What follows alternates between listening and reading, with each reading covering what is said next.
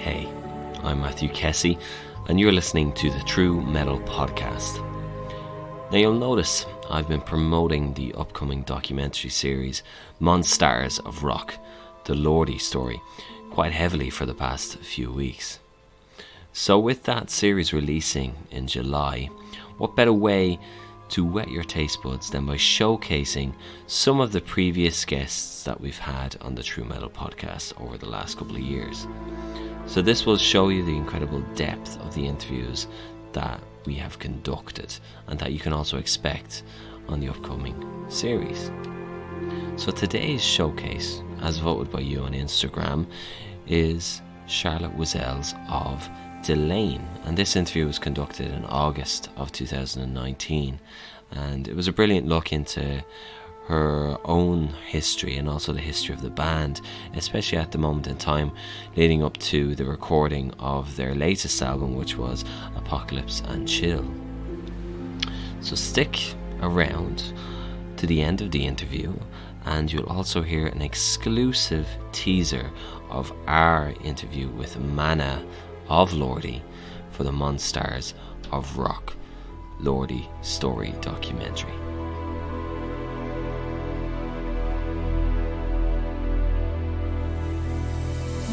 From there, I think we can probably move on to talk about what you've recently been up to, and that's a lot of summer festivals at the moment, and with Delain, and the amount of like you guys have played at so many of them this summer. Like you've played Vakken, Tuska, Masters of Rock, Download, and they're just a few of them.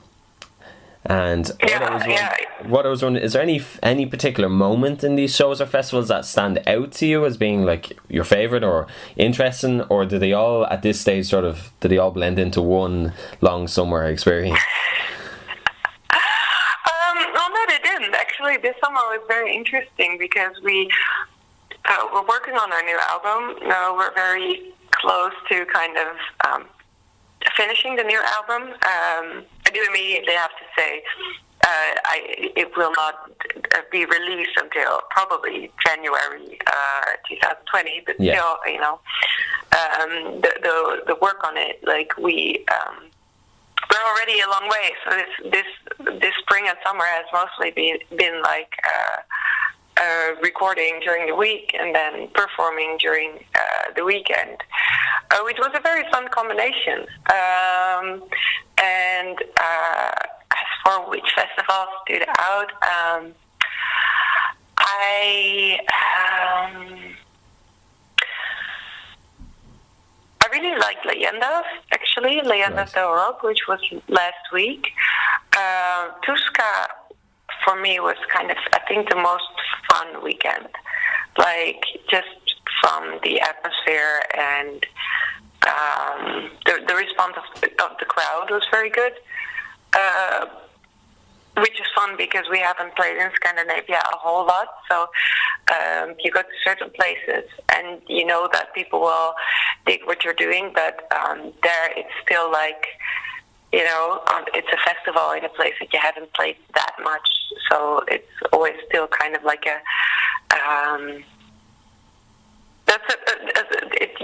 you're never sure if people are going to respond like that. Yeah. So that was very fun and exciting, but also the festival itself, or maybe just that, you know, the band was in a very good mood, but we just had a lot of fun at the festival after the show as well. So yeah, actually they all have their charm, you know, but I think that Tuska is the one where I had most fun, like just personally, cool. this festival. Very good. And you guys have been playing, like, well, you've been playing in the band since 2005, and I'm guessing from being with the Netherlands, and I've spoken to two other bands from the Netherlands as well about the metal scene in mainland Europe and the Dutch metal scene. So I was wondering, since 2005, have you noticed any changes in the Dutch metal scene? Or is it in the Dutch metal scene? Yeah. Well, a few bands have come and gone. Some of them have quit, which I really liked. So that's a bit of a pity. I think think when we started, actually, when we released our first album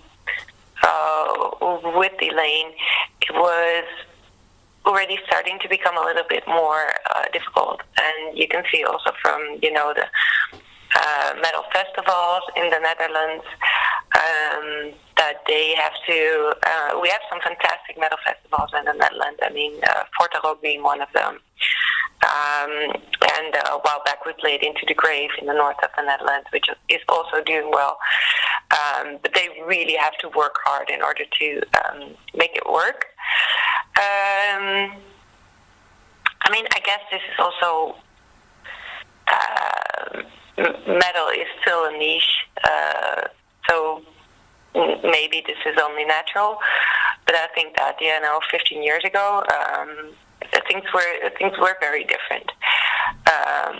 And the sad part about it is that you see a lot of metal initiatives, like not just bands, but festivals, or you see some initiatives failing despite of the fact that they work really hard and do really well, which is sad. But on the other hand, you also see, the extreme passion and dedication that people have for metal and for their scene. Even though they know that this is not an easy job, this is not an easy endeavor. So I think that's the bright side of it. That you can see people work for their passion, so vigorously, and I think that's a beautiful thing to see. Okay. So no. And I guess you were just talking there recently about the new album as well, and going forward into this new album, is there anything that fans can expect from this album? Is there anything new sort of mixes up of styles, or can we see sort of the same trend for Delain going forward? No, we have done some new things. Like we're kind of we're expanding what we are doing on the symphonic side. So the orchestral and choir parts. Those are we're very much elaborating on that, and there will be some features on this album that are really new to Delain that we haven't done before. So I think symphonic fans will be very excited about that. Maybe Masters of Destiny was kind of a precursor to that. So that's kind of pointing towards that direction. But also, like our previous album, Moonbathers, we do have like very different styles on the album. So whereas, there are certain songs where, the symphonic elements really is on the foreground and is very elaborate. We've also got some, very heavy guitar-orientated songs. We've got some songs where that are actually more electronic. Right. So I think it will be very, very diverse. But I mainly think that some aspects in the bombast of it are bigger than what we've done before, and it's interesting to see what it does for the song. Like I'm excited about it, and I hope the fans will be as well. Cool. And then obviously you guys will be going off on yet another tour now in September. You'll be going to North America and then coming back again to Europe, and I presume that will probably be around the same time as the album will be releasing as well, in the early 2020. So what goes into preparing yourself and the band for these tours that are so extensive and long? Good question. There already some planning goes into the planning and the routing of the tour itself, and making sure that everything is doable, so to speak. But also now, like we're a month from the beginning of this tour, and I know I kind of have to get ready. But I mean, the main thing that you can do is, make sure that the things we have to do for the album, that most of them are done before we hit the road. So when you're on the road, you can focus on, the job you have to do, which is, give the people the best show you can. But also just making sure that you're kind of well rested and healthy. Yeah. I think for me that really, it makes such a difference how I go on tour in how the tour is. So, sleeping well, eating well, exercising, practicing. Yeah, I mean, it sounds really silly, but getting the voice in top shape, it sounds pretty straightforward, but I guess that it is pretty straightforward in that sense. Yeah. Cool. And I'd say at the end of tours, you're absolutely exhausted. Sorry? I'd say at the end of a tour, and when you get home, I'd say you're absolutely exhausted by the end of it, are you? Yeah. Always. Yeah. It always takes longer to recover from a tour than you think. So yeah. It doesn't matter how well you do on tour and how little you drink and party and how well you try to sleep. Like I for example, I don't really sleep well on the tour bus, right. So which is not really good quality for my job, but yeah, it happens. So at the end of a tour, I'll be running on very little hours of sleep a night. So yeah, I always have to recover from that for a while when I get home. And you have, obviously, as I've said before, you've been playing since 2005 in Delain, and that's 14 years of playing, nearly 15. And what I'm wondering, is there anything in your career that you would still like to achieve, or anybody you would like to perform with or record with? Yeah, I mean, certainly. I think I've heard this from multiple musicians, one thing you always keep striving for is to make the perfect album. Yeah. And for me, the creative part of it and the songwriting is really most things that I really want to achieve. I want to achieve there. Like, I'd love to be a better singer and all of that, but if I could choose, then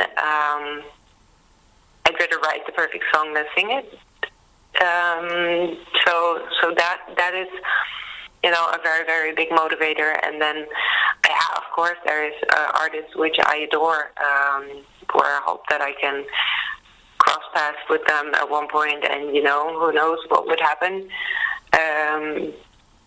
So there is, I think there's definitely, in spite of all the great things that we've already done and great people that we've already worked with, because I feel very privileged to have done what we've done, and to play the stages that we played for the people that we've played for, with the people that we have performed with. But yeah, there's a lot of ambition, and I think that's a good thing. Cool. And I guess the way we could probably just finish off here, on this podcast, on the True Metal podcast, we talk and we play a lot of new releases, a lot of new bands that are up and coming. And what I was just wondering, is there any bands that you're listening to at the moment, or any albums that are currently on your playlist? I'm kind of in a phase of going back in my playlist. Like, right. I've been listening to a lot of records that I was listening to 10 years ago. I mean, of course, I'm listening to newer things that are coming out. Like last weekend we played at Leyendas, and Beast in Black was performing there, and I think that what they are doing is absolutely insane, and I really really love their stuff. Just for the party vibes of it, it's very, very uplifting. But I've been going back to a lot of my, favorite records ever, and listening to it again and thinking like, what makes this my favorite album ever? Like, where does the magic come from, so to speak? So there's a lot of. Sorry? Does that help you then in recording the new Delain album to give you inspiration? It is very inspirational, especially because a lot of these albums are not necessarily in the same genre, but there are certain things that are universal to music, like certain sentiments expressed in lyrics, certain chord changes that make you kind of instantly want to cry, in a good way. Yeah. These kinds of things, like what makes this song magic. It's very interesting to look for that, and sometimes it will be like. Sometimes it will also be as simple as, this is just a brilliant line, and you're not going to find anything like it, and then you just admire what happens there. But sometimes, you will notice, like, like I said, like certain sentiments or certain, and, then you also have the fact that something that I think is brilliant, someone else could find horrible even, but I think it's very interesting to look at, the things that I've loved for over 10 years, see why some things never get old. And so that's actually mainly what I've been doing the last couple of weeks and months. So, very good. So if you like that, then you're going to love this. Here's an exclusive teaser of our interview with Mana of Lordi. When it came to you, obviously, joining Lordi, were you in bands before Lordi? Yeah, okay. Of course. Yeah, I've been dancing all my life since I was 15 years old. Right. Yeah. Were any of them recording bands? Of course, every band was recording. Okay. But not in successful way as Lordi or the bigger Finnish bands. So in a local level, somewhat. Yeah. Nice. Okay. And then, how did it come about that you would end up leaving? Were you in a band when you were asked to join Lordi, or were you? Yeah, and I never left any bands when I joined Lordi. Right. So that was a pretty important thing for me, that I wasn't asked to leave from any other projects when I joined this band. Right. So I got to stay. And I had a band where I played bass. I used to do a lot of cover gigs, like party band gigs as well, up until like a few years ago. Okay. Because if you want to be a musician in Finland, at least in Finland, you have to do every kind of things in the music scene, Okay. You have to do teaching, and I did a lot of studio stuff. I recorded bands and mixed albums. I did the cover gigs and party band gigs and whatever. Right. So because the money is so small, you need to do everything. Yeah. It's like, if you don't want to work in a factory, you just want to do the music stuff, you have to do everything. You have to make ends meet. Know how to.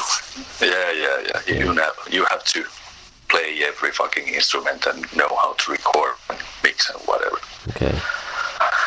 Yeah, that's the way it is, because one band can't provide the money Yeah, forever. Of course, if you play in Nightwish, that's a different thing, but not in this level. No. Okay. And then in 2013, then you obviously joined Lordi to play on To Beast or Not To Beast was the first album. And how did it come about that you would join Lordi, or like who asked you? Well, it was Kita's old drum tech, Sami Auranen, who was he met Tommy, I mean Mr. Lordi, in a bar. I guess they were playing with the drummer at the moment, but they were like looking for another guy still. Right. So Sami Auranen told Mr. Lordi that there's this one guy that I used to go to school together. We were in a music technology school, and actually Mr. Kita was the same class as well. Okay. Right. As me. So Kita's drum tech Sami told me that there's this one guy who could fit the band. And then Mr. Lordi called me and we set a date. It was like what's the word? You come to the rehearsal place and then you play, and then the guys a tryout, almost like a tryout. Tryouts, yeah. That's a good word. Yeah. Then I played Hard Rock Hallelujah, Devil is a Loser, and Would You Love a Monster Man, of course. And there was something else, maybe Rock Police. Right. And it went pretty well. I'm in the band. That was it. Yeah, and I guess there were, obviously with you having loved Kiss and been a huge fan of them, that was obviously a good way to spark up a connection then with Mr. Lordi then at the start. Yeah, exactly. That was first we had a talk with Mr. Lordi. It was like 1 or 2 hours, and at least 1 hour and 45 minutes it was all about Kiss and nothing else. So we kind of hit it on at the very beginning with the Kiss connection, obviously. Okay. And had you heard of Lordi before joining them? Of course. Yeah. Everybody knows the band in Finland. Yeah. Everybody from like 10 years to 85 years. Everybody knows. Yeah. Okay. I remember when the first single...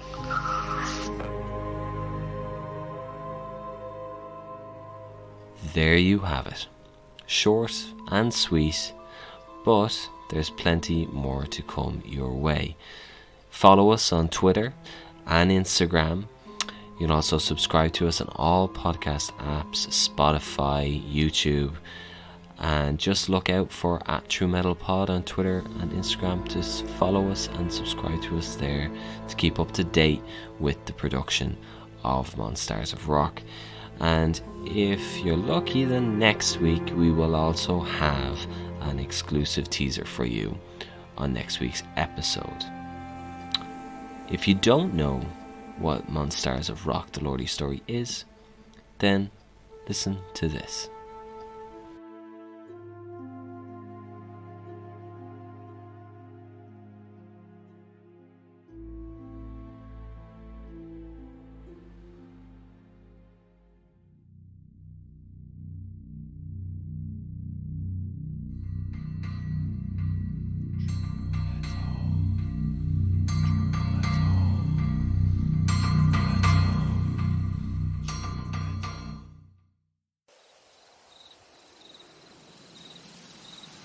In a Midwest part of Finland lies a town called Rovaniemi.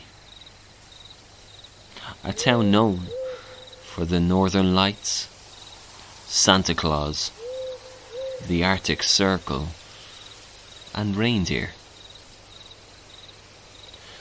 But little would people know that during a night in 1992, an 18-year-old boy was asleep, dreaming.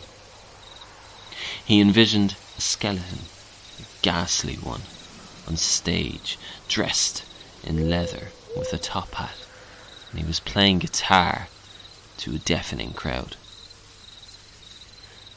This dream would change the boy's life. The way people looked at Rovaniemi, Finland, and also heavy metal as we know it. By creating MonSTARs,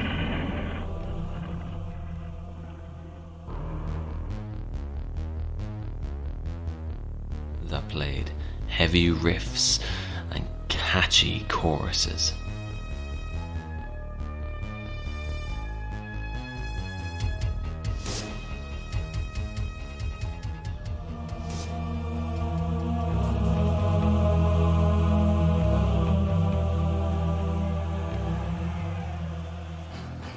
A legend was born.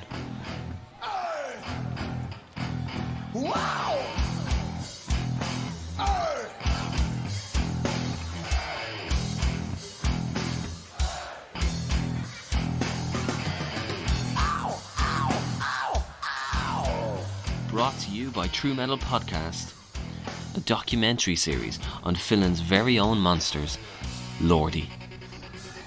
Would you love a monster man? Could you understand beauty of the beast? Fire at will!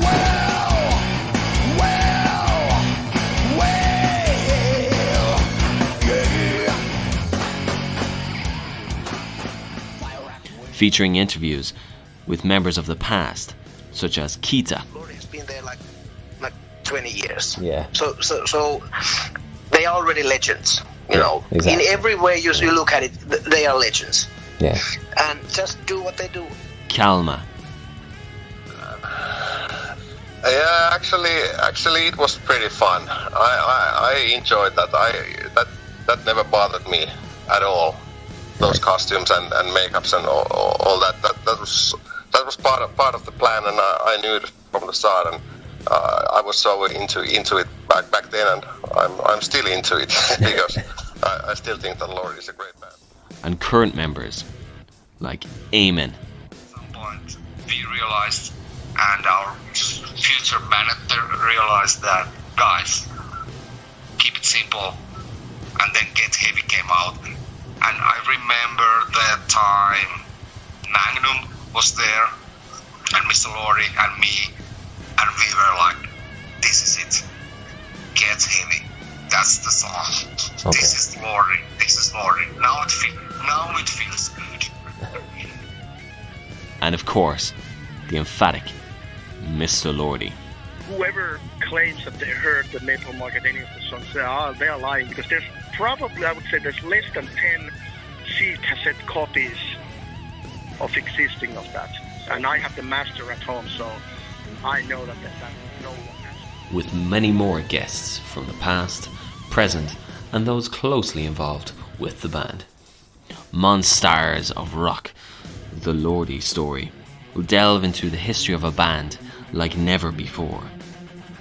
A documentary that fans want and that the band deserves. Coming July 2020 on all podcast apps. Follow True Metal Pod on Instagram and Twitter to keep up to date with the production.